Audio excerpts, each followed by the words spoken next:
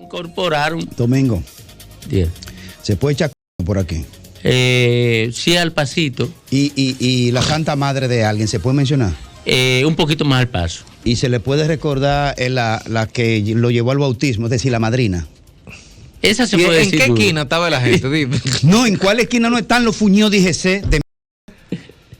Oye, pero ¿y qué más que han creado esta gente? Porque los días que no hay DGC, uno se da cuenta como que uno va más ligero en su ruta de trabajo.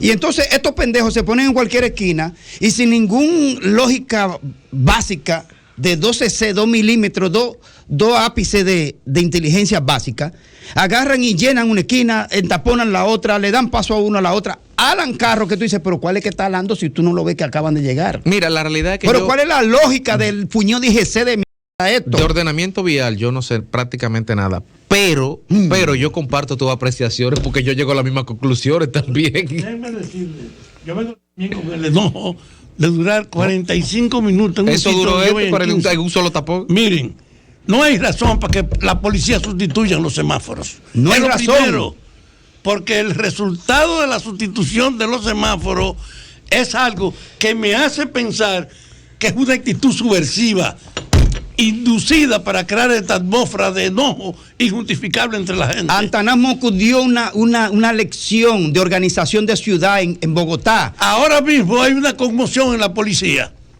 Casi 500 oficiales fueron sustituidos. No, y hay una política eso de tratar de acabar con una práctica de la corrupción que se transfería de jerarquía hasta la base. Y yo creo que esto que está pasando es una reacción que expresa una hostilidad de la policía, porque no hay razón para la barbaridad que uno vive. Que está demostrado, Fafa, que cuando consuetudinariamente la autoridad manda a violar una norma pública al ciudadano de manera reiterativa diariamente, coloca en el imaginario público que esa regla no tiene que ser respetada porque la autoridad te manda todos los días a violarla. Cuando la autoridad te para en verde diariamente y te manda a pasar en rojo diariamente, el cerebro va asimilando que esa ley, esa regla de luz no tiene por qué ser respetada si él no está. Pero yo le llamo la atención al presidente. Organice una indagatoria acerca de este desorden. Es que el presidente el presidente no se da cuenta. Aguántate, por eso que lo estamos diciéndoselo nosotros. Exactamente, pero yo no te estoy contradiciendo. Yo te estoy diciendo que el presidente no se da cuenta porque su aparato de seguridad lo envuelve de una forma tal de que el presidente no tiene tapón. No hay excusa porque él es responsable. Y hay una queja general. Es inexplicable el entorpecimiento del transporte. Y yo lo atribuyo a una consecuencia de lo que está pasando en la policía, que están poniendo en evidencia que la práctica tradicional en la jerarquía de la corrupción era una institución y ahora la están enfrentando. Y pusieron 400 y pico de policía en retiro. Casi 500. Y yo creo que en una situación como esta está esa subversión policial en la calle. Fafa, y qué bueno que tú diga eso, porque en el día de ayer el comisionado Vila del Castillo, José Vila del Castillo, el comisionado de la reforma, el español, el experto español, tú sabes que hay un foro en la Universidad Autónoma de Santo Domingo que se llama un foro de seguridad ciudadana, que incluso estuvo participando como ponente Ricardo Nieves ahí. Sí. Y el día de ayer. Y oye lo que dijo José Villa del Castillo. Lo digo así de, estoy en comillas, lo digo así de claro. Una corrupción histórica, sistemática, llevada de un director a otro, impulsada desde la cabeza, obligando al último raso a pertenecer a ella. Creo que el hecho de poner en evidencia eso ha generado esta contradicción. Que le pongan atención especial al comportamiento de la policía en la calle ahora. No, y que veremos en los próximos días, a medida que la reforma deje de ser una palabra y se convierta en una acción, y esperamos que así sea, que esa sea la dirección, veremos más acciones tendentes a entorpecerla y a torpedearla, porque es la versión al cambio, y tú no puedes sacar 455 oficiales y pretender que, como tú muy bien señalas, que al otro día tú no vas a tener 455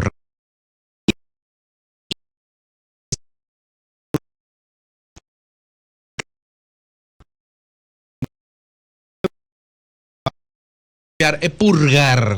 Pero tú crees que en diciembre, un 1 de diciembre, sacar tantos agentes de un solo golpe es estratégico? Habría que ver, porque el decreto, porque en Navidad se supone ese que... decreto, el 718 del día de ayer, señala nombres y rangos. Sí. Pero no te dice puesto y designación. Cuando yo hago así, quito a que si yo cuántos tenientes coroneles, yo no digo encargado de qué departamento, yo no digo qué funciones tiene. ¿Por qué? No lo sé, no tengo esa respuesta, pero puede ser, o que bien no estuvieran haciendo nada, o bien puede ser que fueran personas que estuvieran en puestos dirigenciales de la estructura, digamos, en puntos nodales, en eslabones críticos, y si tú quieres hacer una reforma, tienes que hacer una reforma de adentro. En una ocasión, entrevistando yo a Francisco Domínguez Brito en mi programa Casi Personal, se lo pregunté a propósito de que fue un ex procurador. Dentro de todas las funciones que ha tenido Domínguez Brito, como ex procurador, yo le pregunté y se quedó palpadeando ahí, creo que ni contestó. De ahí salió a quemar una gorra. No, yo le pregunté fue, ¿por qué en este país ningún jefe de policía había caído preso? ¿Por qué? No, pero en el aire, ¿tú le preguntaste eso? Claro, porque es que con tantos delitos y crímenes y robos, ¿cuántos años tiene la policía de fundada? Que fue en la era de... Fue Trujillo, de 34, Trujillo. 32 por ahí. ¿Por qué aquí nunca se ha presentado una auditoría, salvo áreas específicas que debe ser sensibles para materia de la inteligencia y de la información clasificada? ¿Por qué?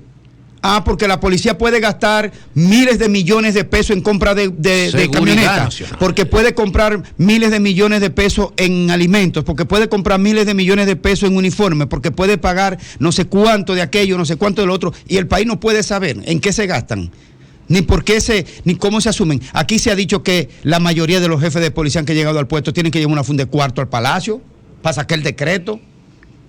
Y aquí están los coroneles al pecho cogiéndose tierra del Estado y privada. Lo cierto es, Graimer, que este proceso de reforma policial que la ciudadanía exige, que la ciudadanía demanda y que necesitamos, va a ser un proceso traumático. Y es bueno que lo sepamos. Va a seguir siendo traumático. Seguiremos viendo rechazo y resistencia. Sí, pero y las resistencias se van a expresar en actos delictivos con un alto componente de profesionalidad en estos actos delictivos. Recuérdate, Fafa, que esos carteles de Sinaloa y todo esto en México eran gente de la Marina que fueron dados de baja. Es normal este proceso y tenemos que apoyar este proceso necesariamente. Yo le pido que todos los pasos relacionados se digan. Esa información que da el responsable de la comisión. Eso fue lo menos que dijo en ese evento. Hoy, entonces, el mismo fundamento que lleva a despedir casi 500 000 de miembros de la policía y al mismo tiempo salir la información de que era una práctica la corrupción en toda la jerarquía que se transfería, que era legítimo que la policía usara su autoridad para robar y para enriquecerse, que se diga públicamente y que se tomen medidas de restricción. Ahí hay gente que no basta con despedirlo, hay que meterlo preso. El inefable Almeida Rancier, el doctor Almeida Rancier, que fuera ministro de Interior y Policía, que es el inefable porque le cae muy mal a mucha gente y tiene cosas que criticarle, por supuesto, pero hizo un acto que a la sociedad se le ha olvidado, pero que fue un acto de transparencia impresionante. ¿Cuál? Yo recuerdo que Franklin Almeida Rancier hizo un llamado público que a todo el que tuviera un vehículo robado de cualquier tipo, que fuera con sus papeles, que el día tal a tal hora iban a estar todos los vehículos que habían sido declarados robados puestos en la explanada de la jefatura de la policía. Perdón, pero tú te recuerdas por qué. ¿Qué pasó de manera previa? No, que los coroneles y los comandantes querían un carro para su mujer, para su querida o para él, y le decían a los policías de la calle, a los patrulleros, consígueme un carro tal. Yo recuerdo que en ese tiempo los Toyota Camry, valga el anuncio, estaban muy de moda, el famoso Ballena ese grandísimo, y la Homer y todos los vehículos que estaban de moda. Los coroneles, fundamentalmente. O los robados realmente por delincuentes, que una vez retenidos, habían sido localizados, sí, en vez de llamar al dueño y decirle, mira señor, aquí está el vehículo, se lo cargaban. Pero no solo que retenían para uso propio los robados, que ya es un delito, sino que además de eso, mandaban a buscar a propios agentes patrulleros de la policía vehículos específicos para su uso. O sea, la policía les robaba al ciudadano vehículos, y eso lo hizo Franklin Almeida Rancière. Ahora, ¿qué le faltó a esa medida de Franklin Almeida Rancière en aquel momento? Someter a la justicia a todo lo que determinó, a todo lo que él descubrió que hacían robo de vehículos para su uso propio y de su mujer y de sus queridas. Pero por lo menos, frente a la explanada de la jefatura de la policía, puso centenares o miles de vehículos que eran de las sociedades y que la policía se los robaba. Y así mismo forman parte. ¿Por qué tú crees que muchas veces entre grupos policiales que tienen bandas de criminales, por eso yo he dicho muchas veces que la Policía Nacional, hasta que no se rompa el eslabonamiento entre comandantes policiales y líderes del narcotráfico y del crimen organizado, aquí no se va a limpiar la policía, porque forman parte del delito. Entonces, mientras la policía tenga esa situación, mientras la Policía Nacional, la jefatura de la Policía Nacional, el ministro de Interior y el propio jefe de presidente de la República no rompa esa cadena, aquí la delincuencia no se va a disminuir. Sol 106.5, con la mayor variedad de contenido, información, entretenimiento e interacción en una sola estación. Cobertura total, disponible para ti en la radio y en las plataformas digitales. Somos Sol 106.5, la más interactiva.